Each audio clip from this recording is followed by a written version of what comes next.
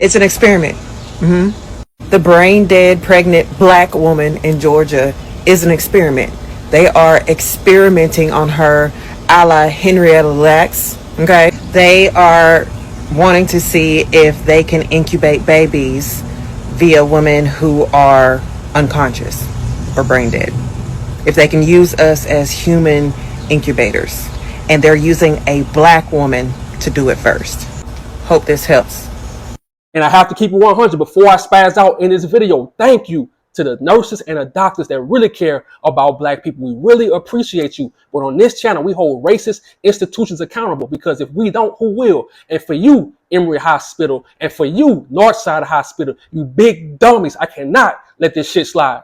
The maternal mortality rate for black women in Georgia, which includes Atlanta, is significantly higher than for white women in 2022. Black women in Georgia had a maternal mortality rate of 49.5 deaths per 100,000 live births, while white women had a rate of 14.5. This means black women in Georgia were more than 3 times as likely to die from pregnancy-related causes. Make that make sense. And nothing has really changed. I'm going to say this one time. That's why my channel is dedicated to black people, because these racist-ass hospitals don't give a damn about our people. Tell me I'm lying.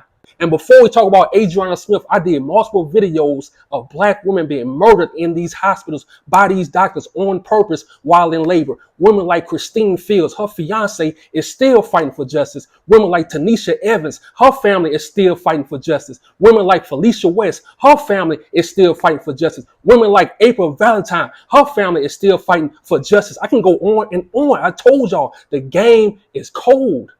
And now we have 30-year-old Adriiana Smith. This woman is pregnant and brain dead, all because these people want to use her body to experiment on. They don't give a damn about that baby that's inside her. It's all about money. They don't care about that baby. Matter of fact, let me shut up. Run a tape.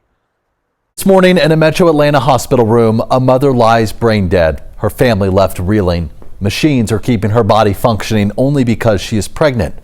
Her case is now raising new questions about Georgia's heartbeat law. Adriiana Smith's family says they're being forced to wait without a voice while doctors try to keep her body functioning long enough to deliver her baby. Adriiana has been on a ventilator for more than 90 days, and her family says they have no control over what happens next. 11 Alive's Cody Alcorn shares their story. 30-year-old Adriiana Smith was about 9 weeks pregnant when she started having bad headaches in February. Enough to know that something was wrong. April Newkirk says her daughter went to Northside Hospital for help. They gave her some medication, but they didn't do any tests.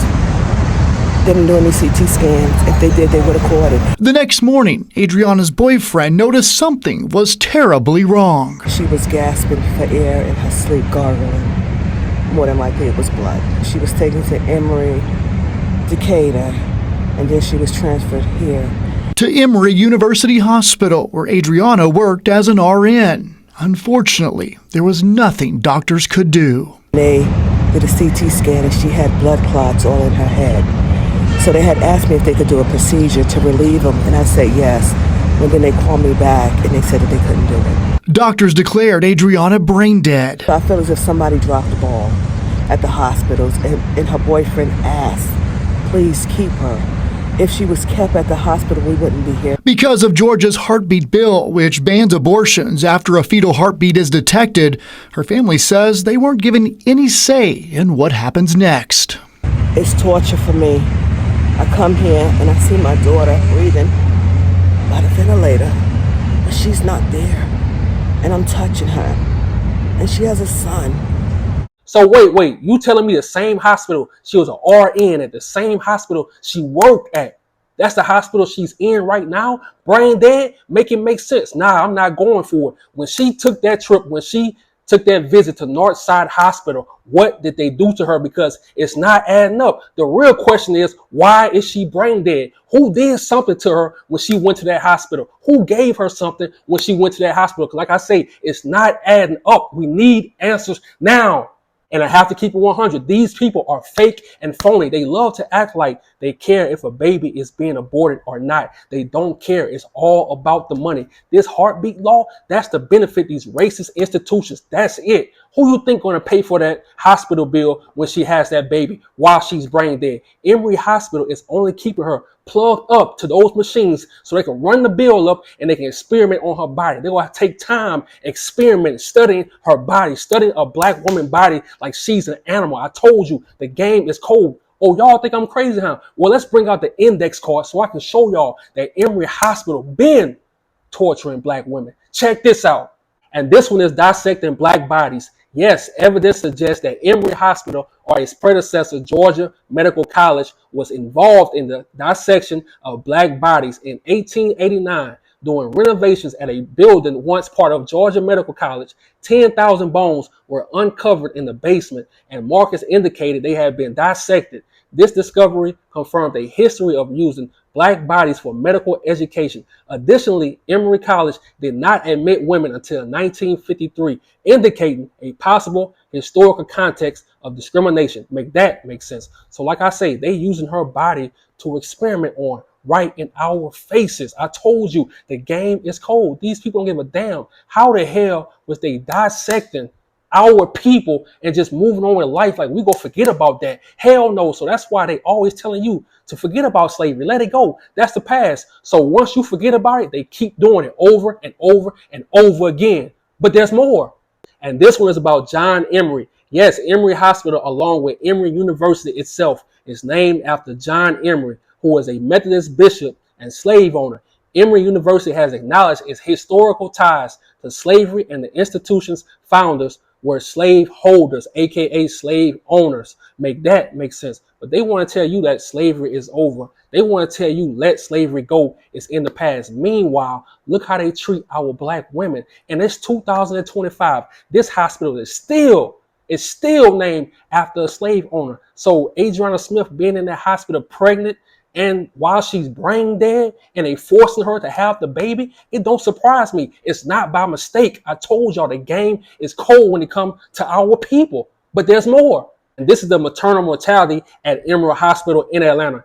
In Atlanta specifically, at Emory Hospital, black women experience a significantly higher risk of maternal mortality compared to white women. For example, a study by the Georgia Department of Public Health found that from 2018 to 2020, there were 48.6 pregnancy-related deaths per 100,000 live births among non-Hispanic black women, compared to 22.7 per 100,000 non-Hispanic white women. This disparity highlights a broader issue of health inequities affecting black women in the U.S. Make that make sense. And it's all by design. She went to Northside Hospital and they did something to her. And Emory Hospital picked her up. They took her to Emory Hospital and they finished her off. I'm telling you, they all on the same team.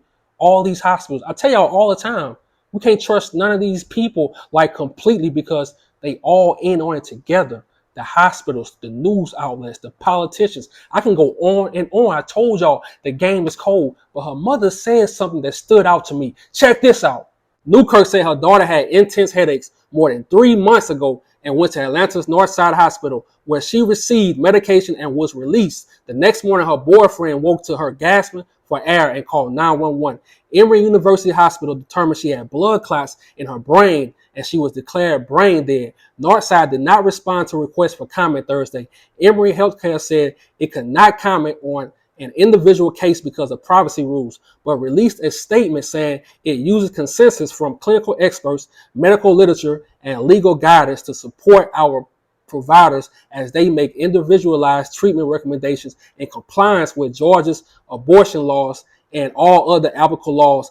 Our top priorities continue to be the safety and well-being of the patients we serve. Make that make sense. So Northside Hospital, what medication did y'all give her? Because once she took that medication, that's when she was brain dead. So I'm tired of these hospitals getting away with murdering our people. I'm tired of these hospitals getting away with being able to run experiments on our people. And then everybody want to act dumb. No one wants to say anything. I told y'all these people are evil. And look, I'm going to just be real. The same doctor that prescribed her that medication, they should take that medication too, because if I can't sleep because you harm my loved one, you shouldn't be able to sleep. your family shouldn't be able to sleep either. So to my people, we need to be more alert when we're dealing with these people, because I'm not saying all of them evil, because they're not. You do have some great doctors. You do have some great nurses, but you can't tell me that she worked at Emory Hospital and now she's in the same hospital she used to work at and she's brain dead. This story broke my heart. I'm out.